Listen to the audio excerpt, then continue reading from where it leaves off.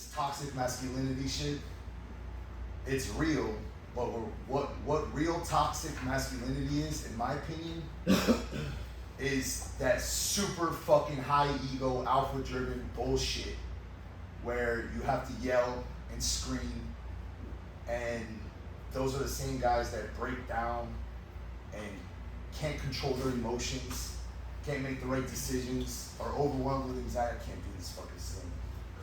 All this shit. So anyways, we'll get to that.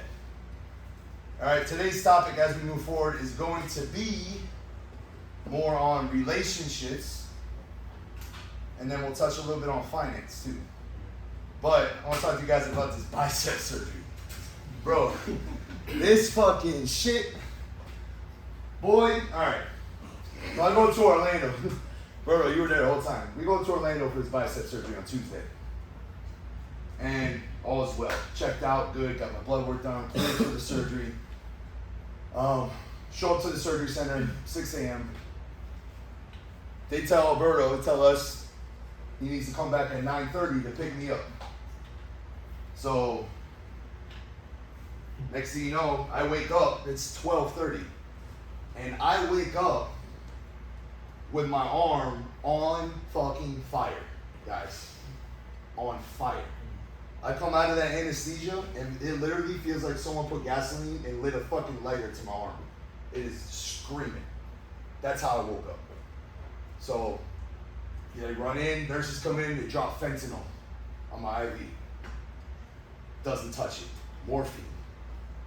Doesn't touch it. Demadol or some shit. Percocet. 4 drugs. Okay?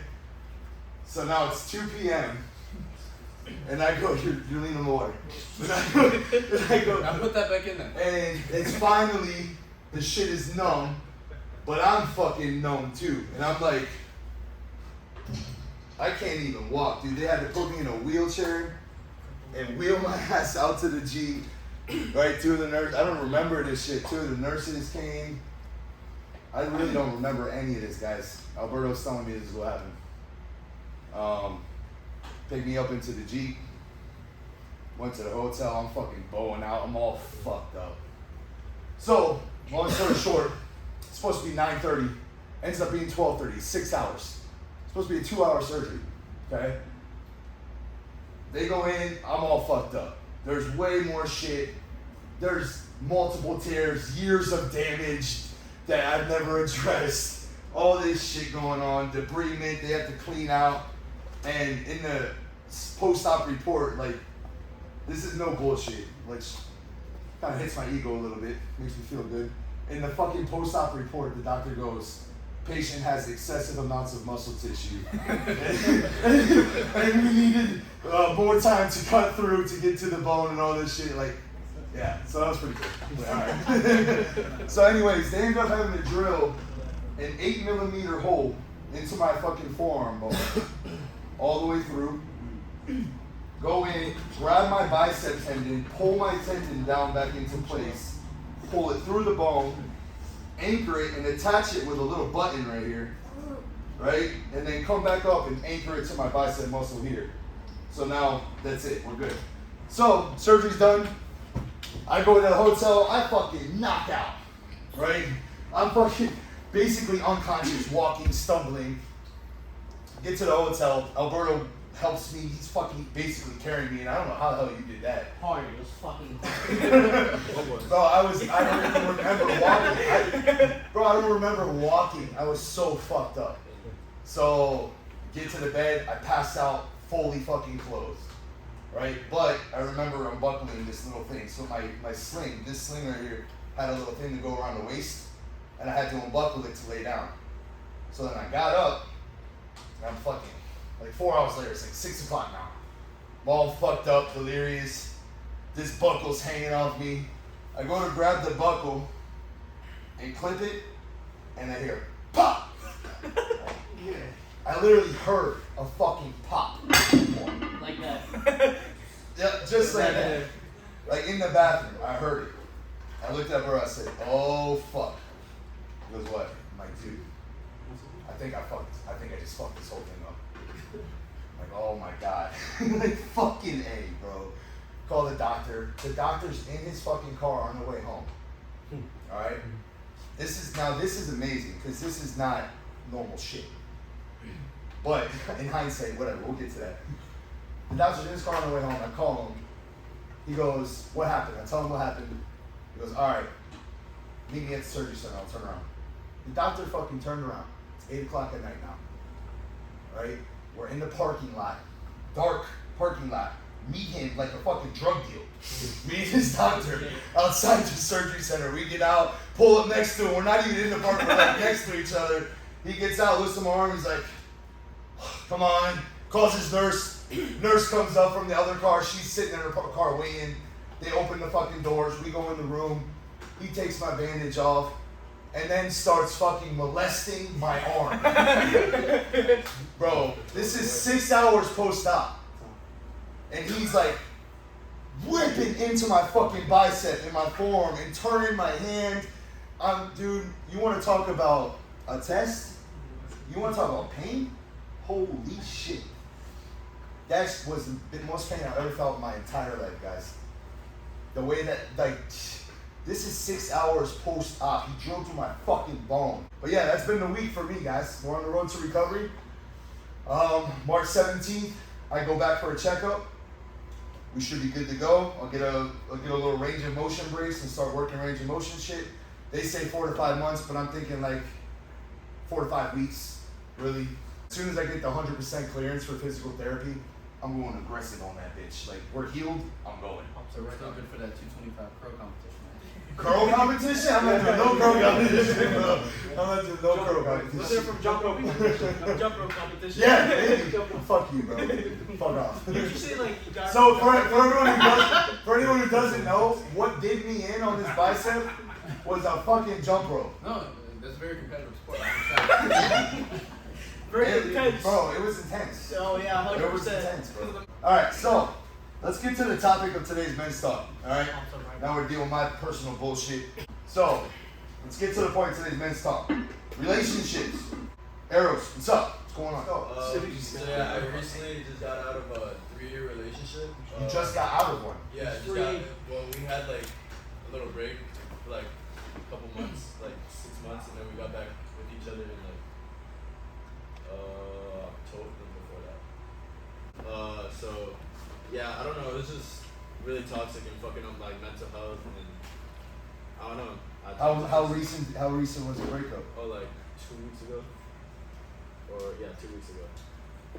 So yeah, I don't know. It was like fucking me up mentally and shit. Well, like okay, that. so what made you, so here's the question, right?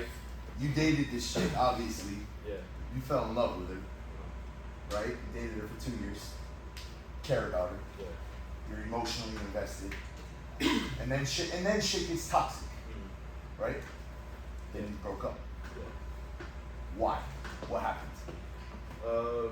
We If you don't mind me didn't- asking, what did you do wrong? Why did it end in your I eyes? feel like I didn't probably understand her as much as I thought I did with certain things, with certain situations she would go through, and I would just trip over it, over just some stupid childish shit. But then, What?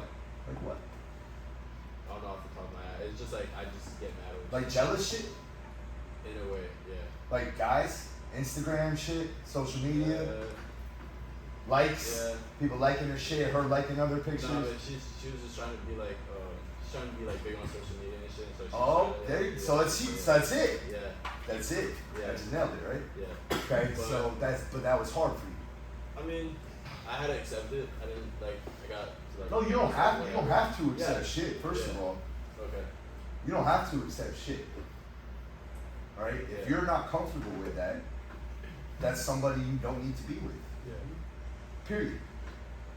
If your woman wants to pursue that as a career and put her body out there for the world to see, and your woman and your girl is comfortable doing that, and you're not, that's on you now. Then you be a man and you fucking walk away. You either say, I don't agree with this, and you set a standard for yourself. Yeah. Because if you don't, and you continue to stay with her just because she's fine as fuck, then you're gonna suffer. You're gonna sit there and fucking suffer for the next 2 years. Because you decided to fucking settle for some bullshit that inherently didn't settle right in your heart. And that's okay. So then you find yourself the right fucking one. You start living your life by a standard that says, I'm not okay with this. So then, here's my next question. So why did you go back? Over 2 years, of course you developed an emotional connection. Of course you guys had some fucking deep talks. You got to know her family. She got to know yours. So yes, there's a bond there, okay? But inherently, this person's character, their personality, their character traits do not fulfill you. They don't make you a better man. Does she rise you up? She challenge you? At times. How? Pushing me to find a job because I was really lazy doing that shit. She would always take me to go look for places. She'd just give me a push sometimes, but at other times it was like. So shit you should have been doing on your own. Yeah, exactly. Yeah. A little push, but at other times it was also like, I don't need this bullshit. Like I can do shit myself and stuff like that. And that's the point. She was pushing you to do shit you should have inherently been doing on your motherfucking own. And that's why we're having this group, okay? Discipline, this kind of shit. All right, that's why we're here now. So, relationships, guys. You know you can't get back with her, right? Are you happy with her? Are you? I mean, she. What made What made you happy with her? I was just like in love, I guess. Huh? Yeah, I was just in love, yeah. But, What do you mean? Like, just being with her and we would have our good times and shit, but at times, like, I describe it as she could either be the best or the fucking worst. Toxic. Yeah. Just up and down. Yeah, up and down. Toxic. Yeah. Okay, but is that on you or is that on her? Is that both of you? Obviously, Yeah, both of you both, guys. yeah. It's both parts. Yeah. All right. But now as a man, you need to make a decision to Yeah. say this is toxic. Yeah. Okay. And even if I love you and I want to be with you, I genuinely have love for you. I cannot continue to subject myself in this until you make a decision to have the awareness to say this is also toxic and I need to fix myself. You guys both need to fix yourself. You guys both need to work on yourself. Period. Men, it is on us. Remove yourself from this situation. Stop. It is on us to not engage. It is on us to not react. If an argument starts happening, you start going, it is on us to walk the fuck away. Okay? Period.